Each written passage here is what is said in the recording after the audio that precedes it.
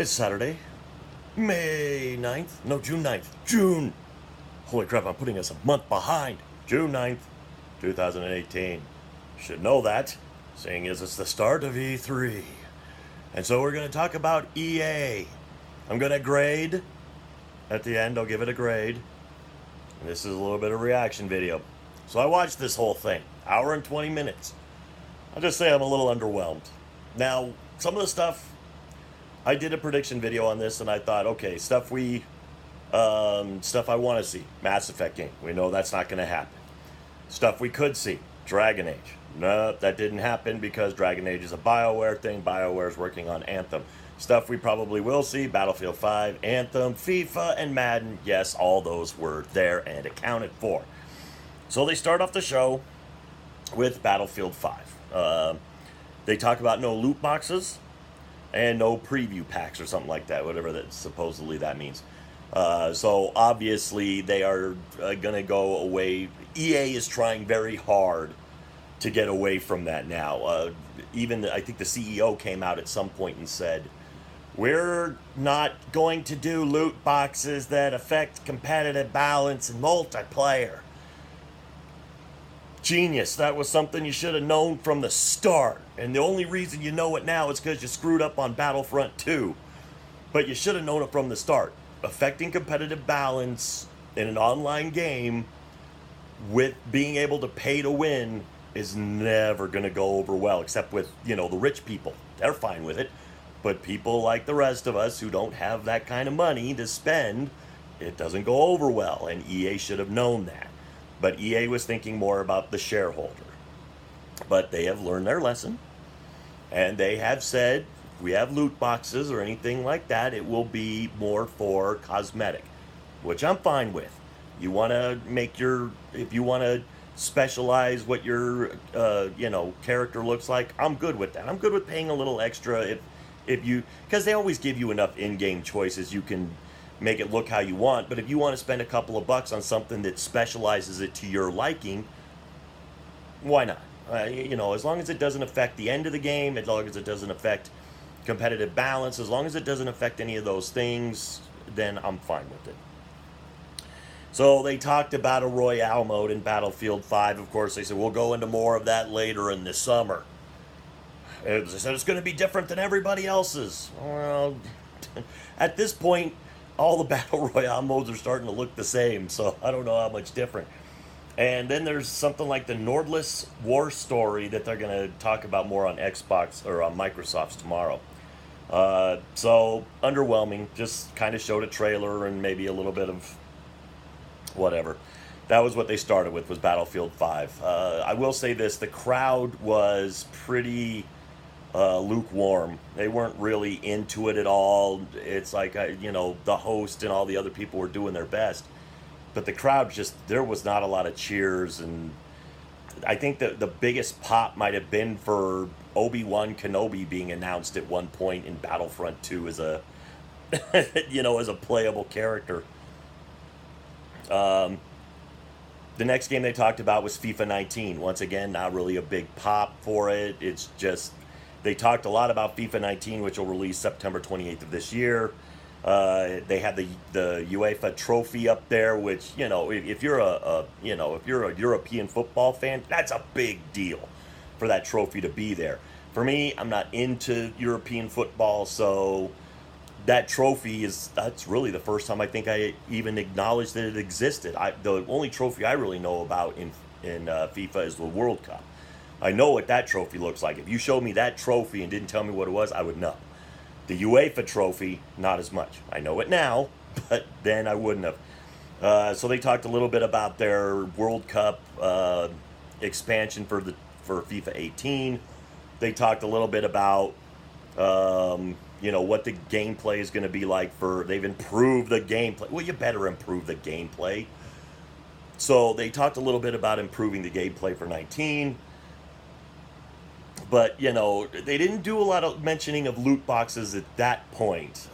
Because, let's face it, FIFA is very heavy into loot boxes. So is, most of those. But they didn't mention that at all. They kind of glossed over it and just focused on the gameplay and the actual game, which is fine. We all know what EA is going to do. Then the CEO came out. He talked about Origin Access Premiere, Origin Premieres is what I think it's called. It's a game streaming platform where basically you get their newest games. And I think they only talked about it really being on PC. Well, I don't play on PC. I play on consoles, so I hope that's coming to consoles. But talked about, it's a streaming service where you pay for the games and you stream them to your hardware. You don't actually download them and have them on your hardware. Once again, not really a big pop for that. Then they brought in Vince Zampella from Respawn Entertainment to talk about the new Star Wars game. The new Star Wars game is called Jedi Fallen Order. Now, it sounds like a really cool game. It really does.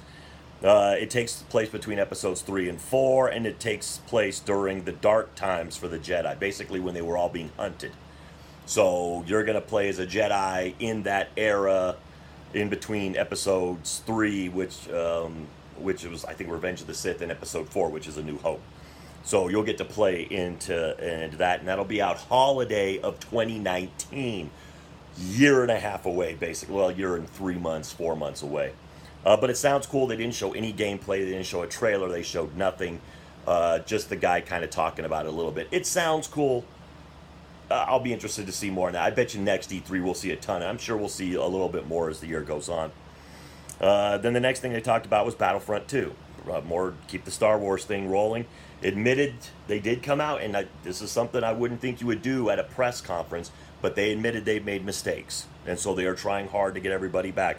They talked about the new content coming out, which has to do with the Solo movie and Kessel being a new planet to play on. Dogfighting in Starship mode. They're gonna, I guess, release some stuff on that, and even do some things where you take down the capital ships or something like that in that kind of a mode. So, I mean, it could be fun. The Starship mode's kind of fun. And they're going deep into the Clone Wars with some updates, and they're going to start you out on Geonosis. And this is where you get to see Grievous, Kenobi, Dooku, and Anakin Skywalker. Now, they did not mention loot boxes at all, and that was smart. Don't mention them. Don't bring them up. Don't sit there and tell people what they got to pay for and all this other stuff. They just talked about balancing it better, and but they didn't really sit there and say, they admitted they made mistakes and they're trying to fix it, and that basically it's going to be cosmetic stuff and whatnot, but they didn't mention it that much.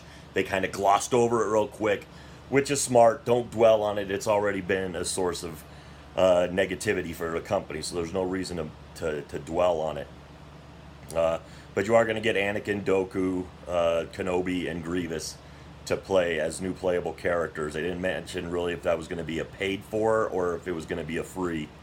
The next one they went into, and to be honest, I think Battlefront 2, no offense, but it's got its game, it's got its people playing, and you're probably not going to bring more people back into it. It's just left a bad taste in people's mouth.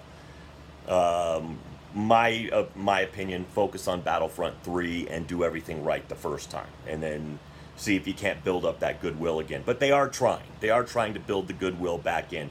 So, I feel bad for the people that made this game, because it wasn't their decision. The people that made the game, it wasn't their decision to put in all that stuff. They were just working hard at making a fun game. It's their superiors at EA and the other, it's the people that are up in the upper echelons, the people that sit in the big offices and make the big money that made the decisions to put all that stuff in place. The people that worked hard on the game and put in thousands of hours of work, I feel bad for them, because they put in work. The game is good. It just got a lot of negativity, and it's not like it's a bad game. It's a good game. So I feel bad for those people that worked real hard and they watch their creation get bashed into the ground. So I do feel sorry for them. They worked hard and they made a nice looking and fun game. So I feel bad for them. The next thing they talked about was Unravel 2, being more of a single player and co-op. You have two little yarn dudes. If you play as a single player, they kind of merge together. When you get into parts with co-op, you can either control both yourself, or you can have a friend that controls the other one, and then they split apart. And in parts where it's puzzle elements where you would need to use both, you can split and kind of go between the two, or the other one is AI controlled. I didn't really catch what that was, but it's out right now. So if you want to download Unravel 2, it's out right now. But it's a game that I wasn't really impressed with the first Unravel, so this one, eh. They talked about indie development, which brought us into Sea of Solitude, which was done by Yomai Games, a German. The game kind of, people turn into monsters if, too much negativity. Duh. You see that on the internet all the time.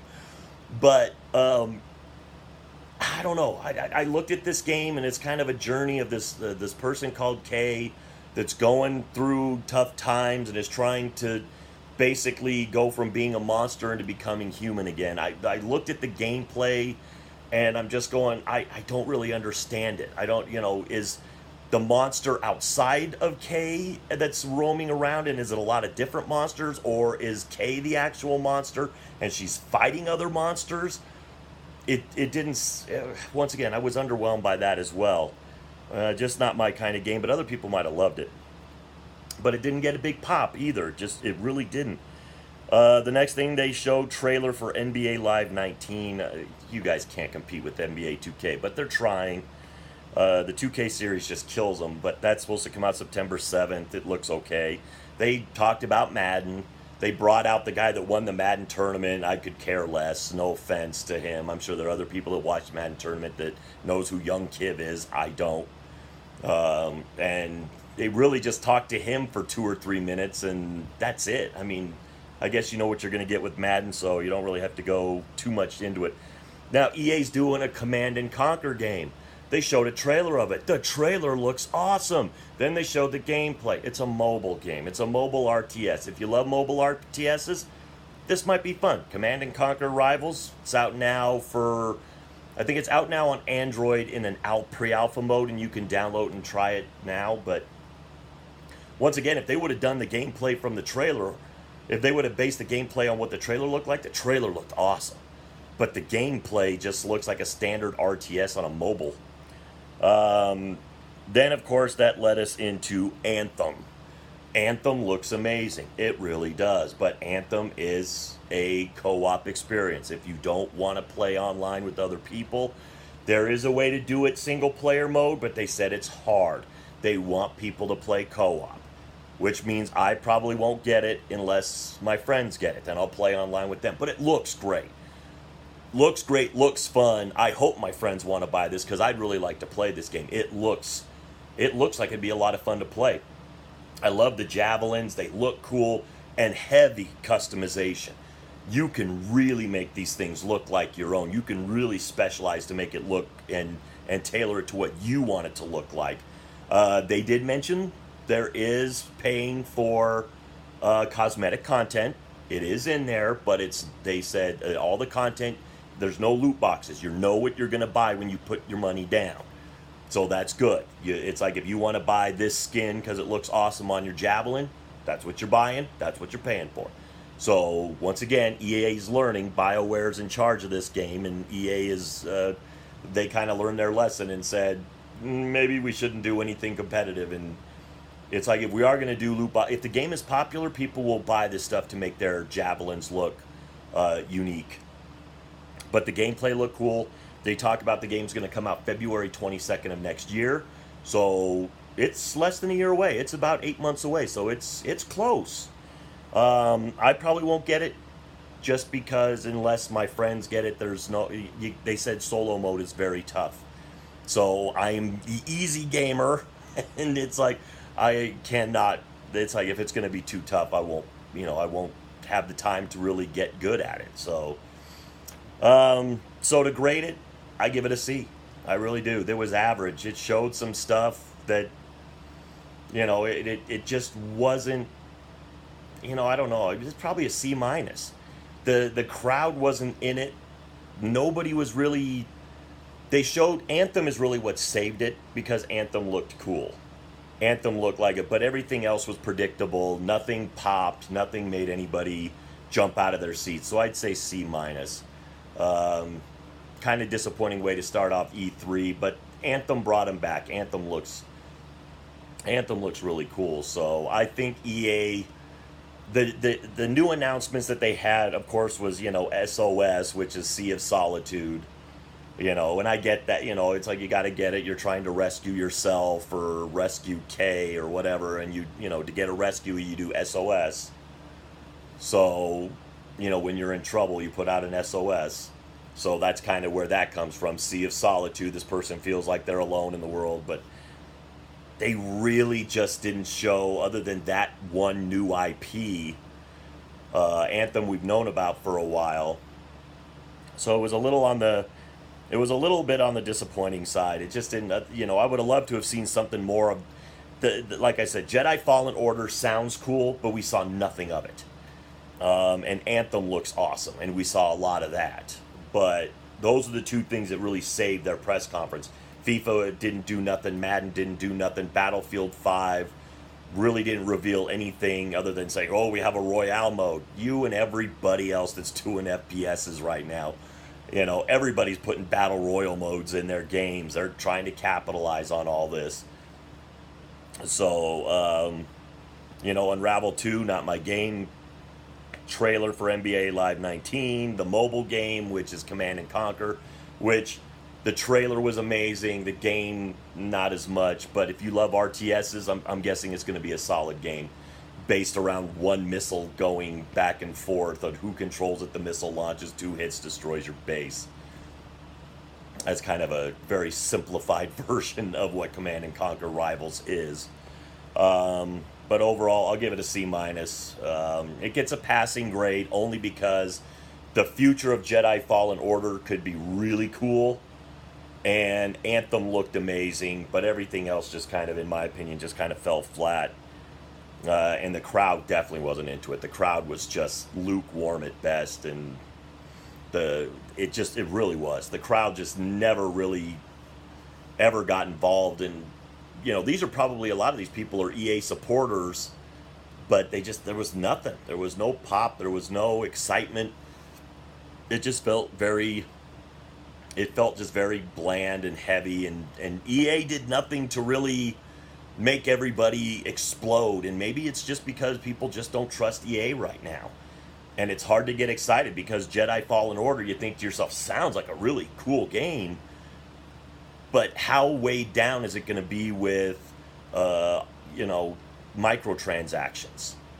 Because we saw what they did with Battlefront 2, so now you got another Star Wars game. They got to make their money back somehow that they lost on Battlefront 2. So are they going to smash it into Jedi Fallen Order? So you can't get super excited. And they didn't show gameplay. They didn't show a trailer. They didn't show anything. They talked to Vince Zampella about it, and that's it. So, Anthem, once again, Anthem looks amazing. So Anthem, Jedi Fallen Order, the future of Jedi Fallen Order could be fun, and I was excited to see that. It's like, it sounds, okay, another Star Wars game. So, taking place at that time, so it might be more of a darker story. Maybe bases itself a little around Star Wars 1313, which was going to be a dark story, and then Anthem. Everything else was just kind of, it's okay. It's there. It's EA doing what EA does. It was a safe, it was very safe, but nothing that, blew us out of the water. So, did you watch the entire press conference? So, an hour and 20 minutes, people. It was a long press conference, but you got to get all that information in. The people, very, international flavor. A lot of development studios all across the world EA uses, so a very international flavor across the board. So with all that being said, to the troops, past, present, and future, thanks for the freedom.